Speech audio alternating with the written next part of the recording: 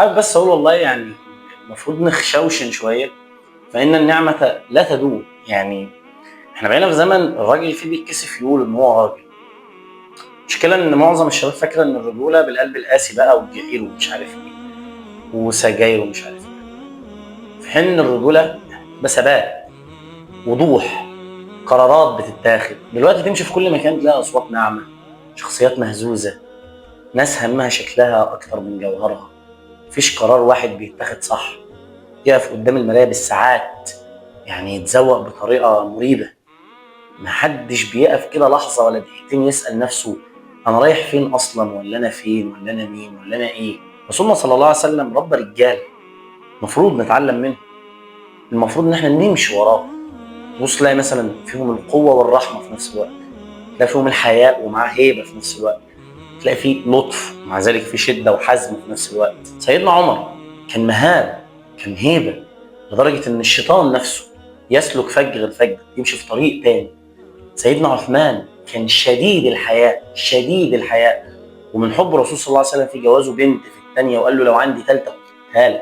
سيدنا ابو بكر كان رقه في القلب، بس لما تيجي تشوفهم ساعه المواقف الجد، ولا واحد فيهم ضيع هويته، ولا واحد فيهم ضيع شخصيته الحقيقيه ورجولته. الرجوله مش بالسلاسل، ولا بفلق الشعر، ولا بالسجاير، ولا بالخط بتاع ده اللي بيطلع لك فجاه وصوتك اللي بيبدا يعلى على اهلك.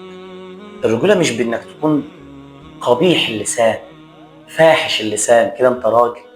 الرجوله مسؤوليه، زي ما رسولنا صلى الله عليه وسلم قال كلكم راع وكلكم مسؤول عن رعيته. الفكره انك تتعلم دورك كراجل، دورك كسند، دورك كامان، دورك كقوام في بيتك ومسؤول في بيتك، مش مجرد ماشي تزعق وخلاص. وعلى الناحيه الثانيه نبص لبناتنا، المفروض فين الحياء؟ فين التاج اللي ربنا حطه على دماغهم؟ فين التاج اللي خلى سيدنا موسى في القرآن يدفع 10 سنين من عمره علشان بنت قال فيها لما ربنا وصفها، ولا وصف جمالها، ولا وصف جسمها، ولا وصف أي حاجة، وصف حاجة واحدة: جاءته إحداهما تمشي على استحياء. فين الحياء؟ الضحك بحرية في كل مكان ده، دي كده مش حرية شخصية. الصوت العالي اللي بنسمعه في كل مكان ده، لفت الانتباه من كل واحد، كده انت مش يعني خلاص انت كده جريئة بقى قوية مش عارف ايه. ما تحسبش كده. في بنت بتبقى عارفه قيمتها. في فرق بين دي وبين بنت تانية بتطلب الانتباه من اي حد، عايزه دبان يتلم عليها. الانوثه الحياه بتبقى هدوء، رقه، حياء صحيح، احترام للنفس قبل ما تحترمي المجتمع حتى. صدقوني يعني لما الراجل الحقيقي يجي يدور على انثى، هيدور على اللي يطمن معاه، مش المنطلقه في كل مكان، المتاحه لكل الناس. عايز حد يطمن معاه على بيته، في نفس الوقت انت عايزه راجل تطمني معاه، هو عارف دوره وانت عارفه دورك.